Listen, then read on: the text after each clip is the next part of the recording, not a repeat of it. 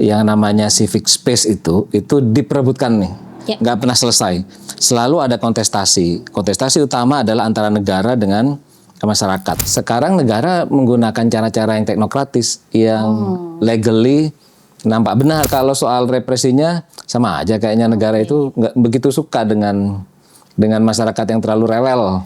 Berarti masyarakat sipil kan sebenarnya berhadapan bukan cuma dengan negara gitu ya, tetapi juga bagaimana masyarakat sipil bisa mempertahankan legitimasinya sebenarnya gitu ya, legitimasi sosial, bahwa publik juga menilai masyarakat sipil itu sebagai sesuatu yang baik gitu ya dalam demokrasi. Ruang gerak mereka itu lumayan leluasa kalau mereka mengikuti program negara. Kalau mereka menjadi dalam tanda petik implementer dari program-program yang sudah didesain oleh negara. Tapi begitu mereka muncul dengan ide yang berbeda dari negara, bahkan mengkritisi arah kebijakan negara, kemudian ruang geraknya mendadak menyempit.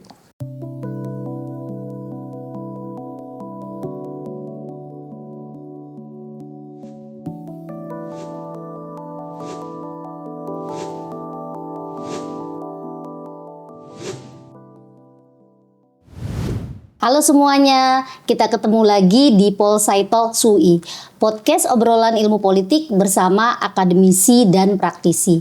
Masih bersama saya, Hurriyah, Direktur Eksekutif Puskapol UI. Teman-teman, kalau sebelum-sebelumnya edisi Polsai Talks kita seringkali menghadirkan narasumber gitu ya untuk ngobrol, menggali perspektif maupun juga temuan riset dari narasumber. Nah, di edisi kali ini kita konsepnya agak beda nih. Karena kita lagi mau sharing tentang riset yang dilakukan oleh Puskapol baru-baru ini mengenai kondisi ruang sipil di Indonesia dan dampaknya terhadap kerentanan masyarakat sipil. Tetapi meskipun hari ini topiknya adalah soal berbagi hasil kajian Puskapol UI, kita masih tetap kedatangan narasumber tamu gitu ya, yang kebetulan juga menjadi bagian dari tim peneliti di dalam riset tersebut.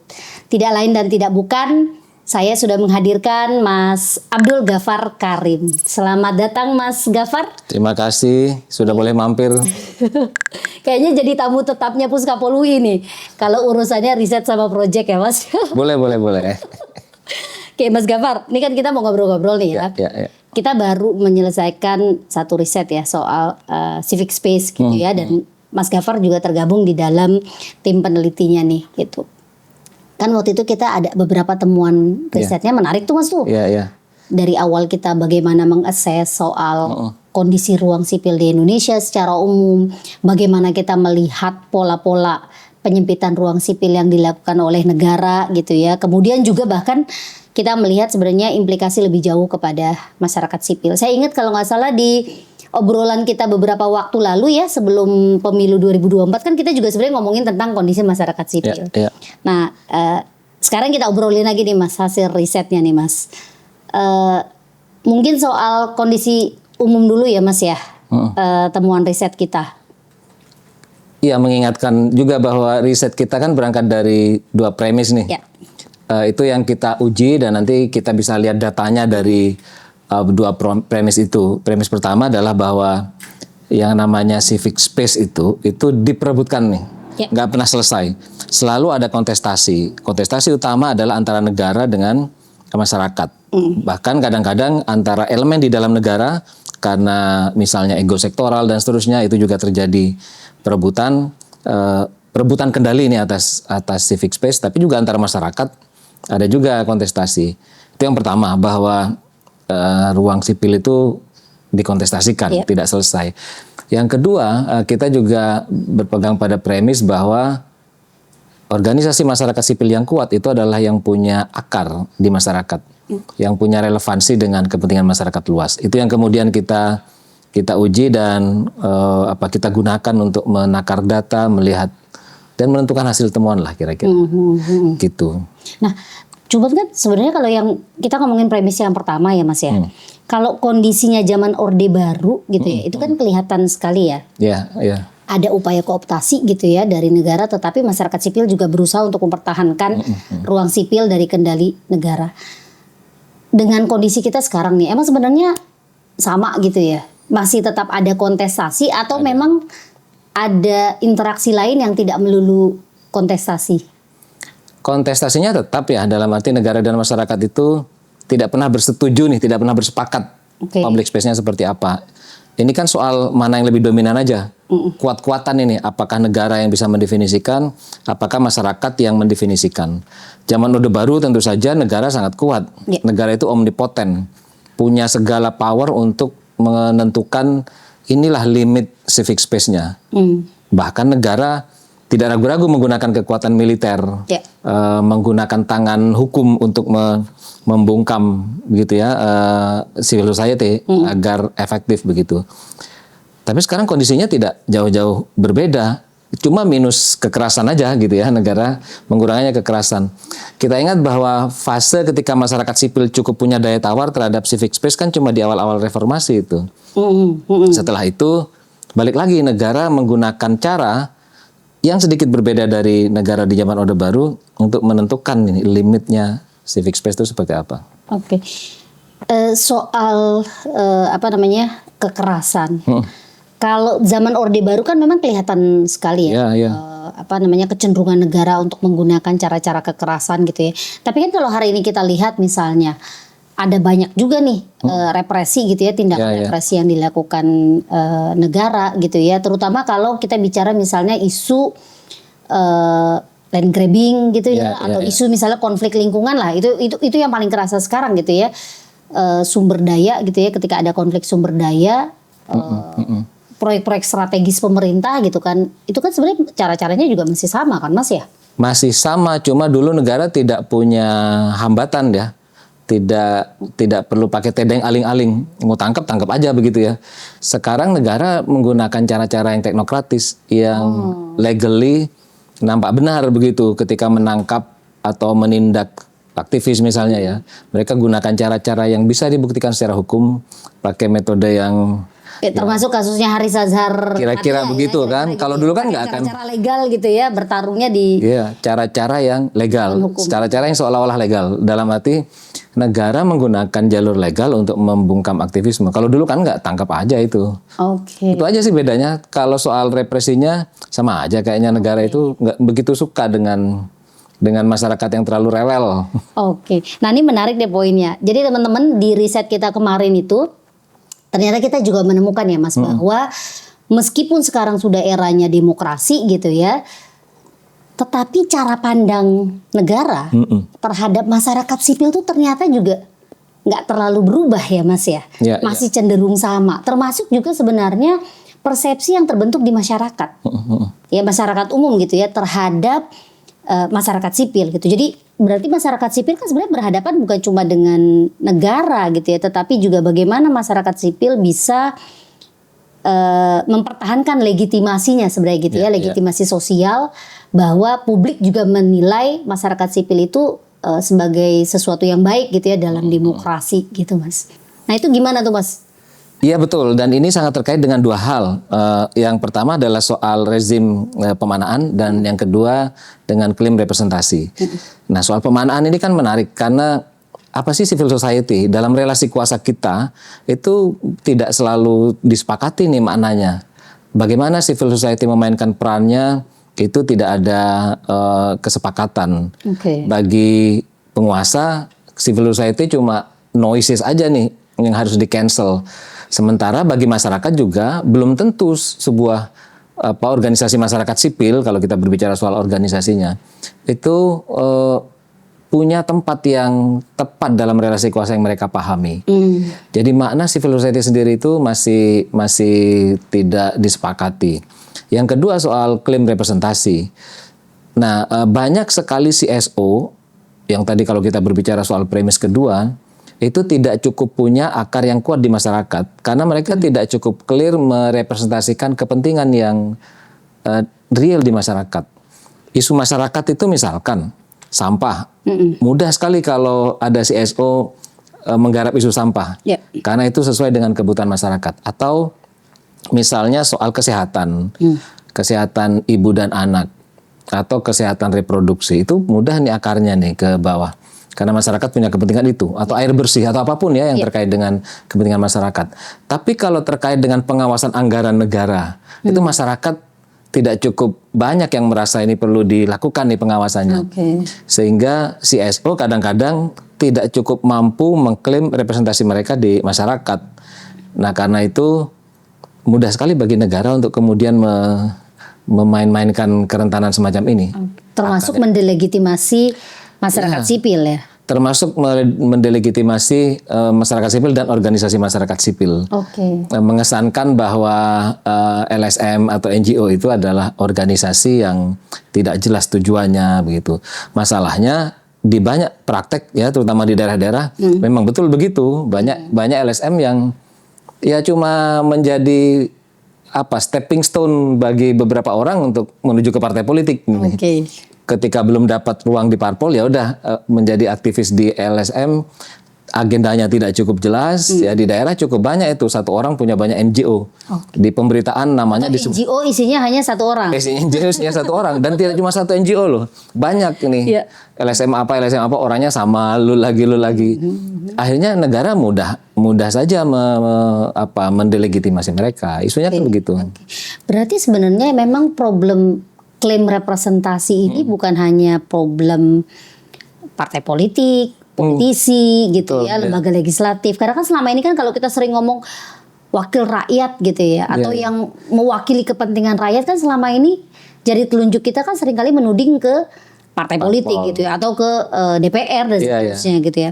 Ternyata ketika kita bicara masyarakat sipil yang seharusnya dia menjadi voice ya, menjadi penyambung suara masyarakat gitu ya, dari pemerintah mereka dipandangnya sebagai noise, tetapi juga dari masyarakat grassroots mereka juga tidak dianggap sebagai representasi. Ini yang menurut riset kita ini menjadi bagian dari kerentanan masyarakat sipil ya.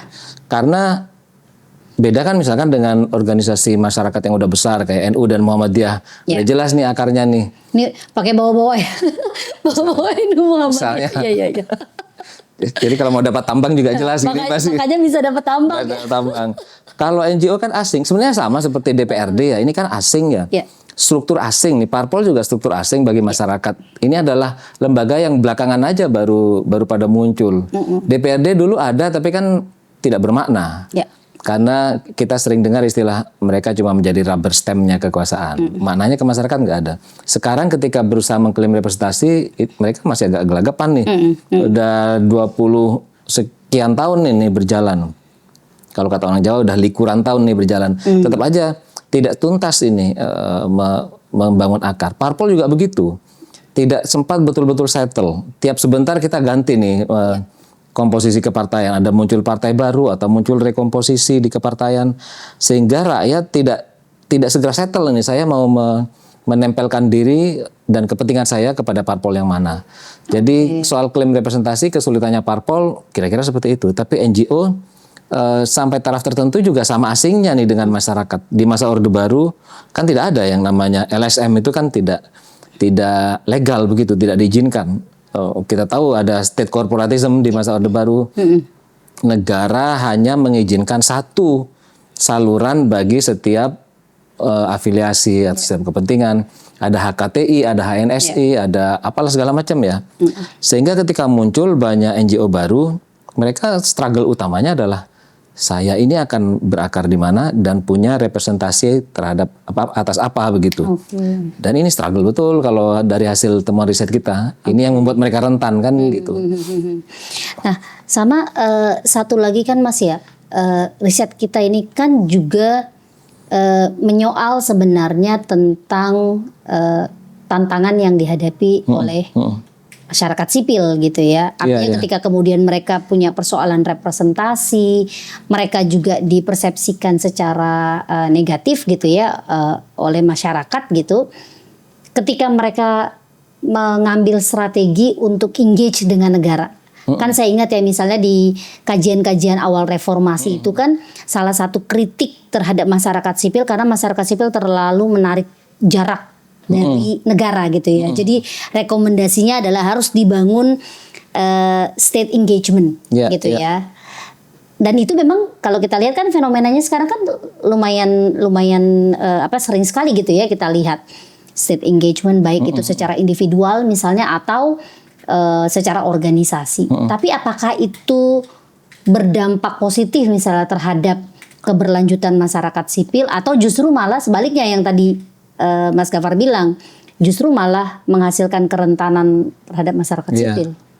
Kalau di riset ini yang kita temukan adalah si malakama nih. Oke. Si malakamanya gimana tuh, Mas? Dimakan bapak meninggal gimana? Tidak dimakan ibu meninggal. Iya. Kenapa sih harus bapak sama ibu? Kenapa nggak orang lain aja yang jadi urusan si malakama itu? Anyway, dilematis ya. Iya. Ketika pas state engagement itu jadi penting bagi NGO di Indonesia untuk relevan, justru yang kita temukan malah negara bisa memainkan kontrol. Oke. Karena tone permainannya negara juga nih yang menentukan nih. Misalnya ruang gerak civil society, CSO nih dalam hal ini ya, ruang gerak mereka itu lumayan leluasa kalau mereka mengikuti program negara. Kalau mereka menjadi dalam tanda petik implementer dari program-program yang sudah didesain oleh negara. Tapi begitu mereka muncul dengan ide yang berbeda dari negara, bahkan mengkritisi arah kebijakan negara, kemudian ruang geraknya mendadak menyempit. Itu yang terjadi misalkan di NGO soal lingkungan hidup, kan kita memeriksa tiga NGO nih, tiga karakter CSO. Satu yang soal demokrasi dan HAM. Dan HAM, lalu yang kedua soal kelompok marginal, dan yang ketiga lingkungan. Begitu kira-kira. Nah, yang lingkungan itu ternyata menimbulkan problem. Misalkan kesulitan untuk menjaga mengimplementasikan sustainable development itu antara lain terjadi karena civic space yang menyempit dan CSO dengan yang membawa tema-tema seperti itu tidak cukup punya ruang gerak karena ini mengganggu, tidak directly mengganggu, tidak otomatis per se selalu mengganggu negara, tapi kalau dibiarkan negara jadi tidak punya opsi karena banyak kebijakan negara soal infrastruktur, soal penanaman modal asing dan kerjasama dengan dalam ekstraktif industri itu memerlukan ketenangan nih. Kalau CSO dengan tema lingkungan hidup terlalu aktif, ini jadi tidak tenang buat dua-duanya. Jadi negara kemudian mengontrol lebih serius ke isu-isu. Tapi kalau isunya desa ramah anak gitu-gitu lancar-lancar aja itu program.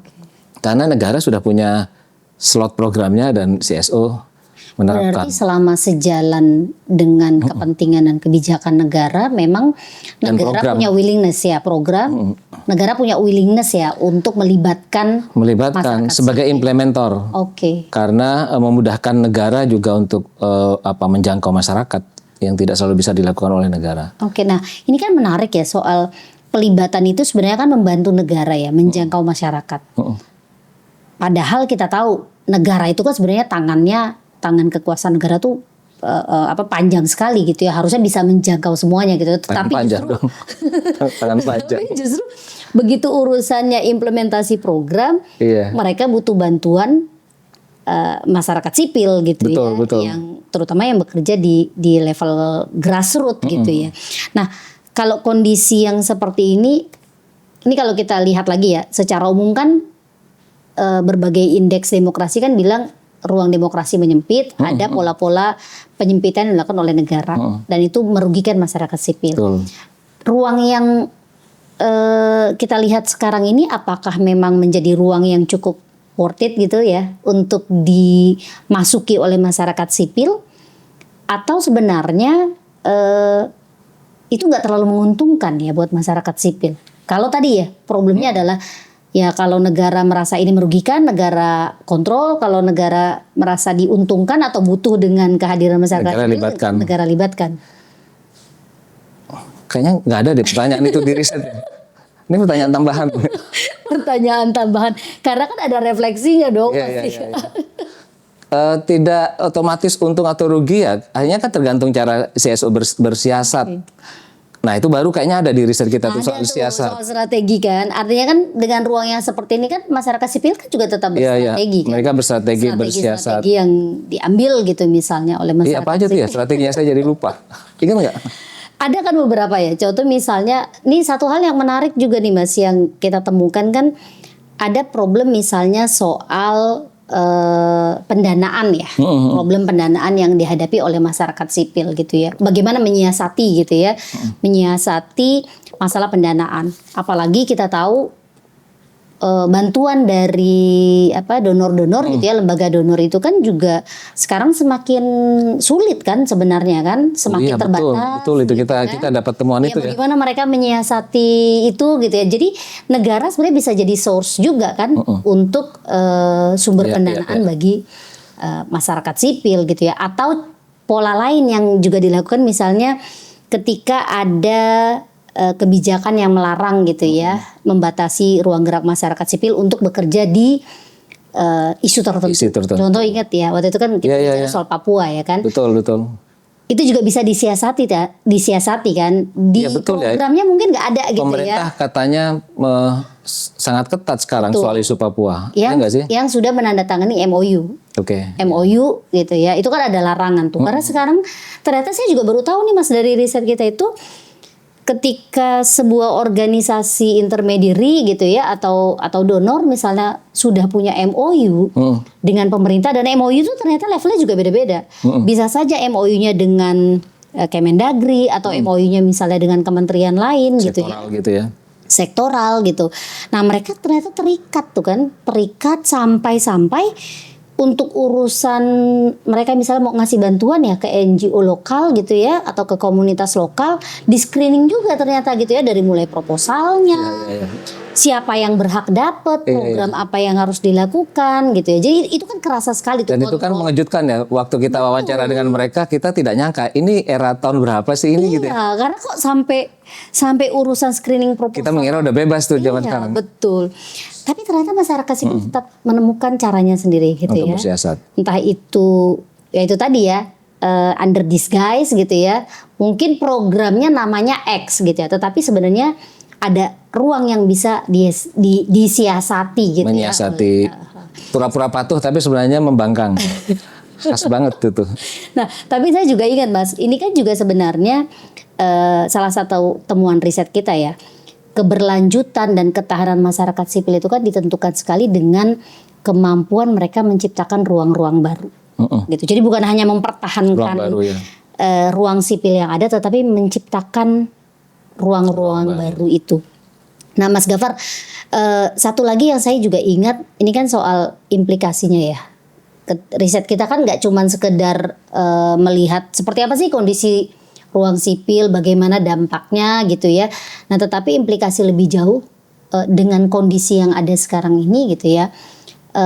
Bagaimana kemudian kita bisa tetap mendorong masyarakat sipil menjadi aktor penting gitu ya, yang menjaga ruang sipil di Indonesia dari kecenderungan otoritarianisme negara yang semakin inovatif. Atau kalau bahasanya Michener itu kan inovatif otoritarian gitu ya. Ketika negaranya makin inovatif dalam mempraktikkan otoritarianismenya, masyarakat sipilnya seperti apa nih gitu kan inovasi yang harus dilakukan. Nah, ini kayaknya refleksi kita nih Mas nih. Bantuin dong, kasih clue. Apa kira-kira ya? Ayo apa? Apa yang bisa kita sarankan tuh ke masyarakat sipil? Kalau saya melihatnya ya ada dua ya. Walaupun ini memang kita tidak meneliti satu persatu ya. Tapi saya ingat waktu kita melakukan wawancara dengan teman-teman NGO termasuk FGD ya, dengan teman-teman dari sektor demokrasi, HAM, kemudian juga sektor lingkungan dan sektor kelompok marginal ya. Menjaga resiliensi dari dalam itu kan juga penting ternyata gitu ya. Artinya kalau misalnya mengharapkan resiliensi itu terbangun dari adanya support pendanaan, support eksternal, itu kan rentan sekali gitu. Tapi resiliensi dari dalam nih gitu ya, memastikan bahwa masyarakat sipil agar dia bisa menjadi voice ya, bukan noise gitu ya, dan dia punya representasi yang kuat. Kembali ke basis kan, itu juga jadi refleksinya teman-teman waktu itu kan. Itu saya jadi ingat soal data kita ya, bahwa salah satu kerentanan civil society adalah kondisi internal mereka nih. Bahwa tidak banyak lagi nih champion di dalam CSO. Betul. Kebanyakan adalah pekerja. Beda dengan di masa dulu gitu ya.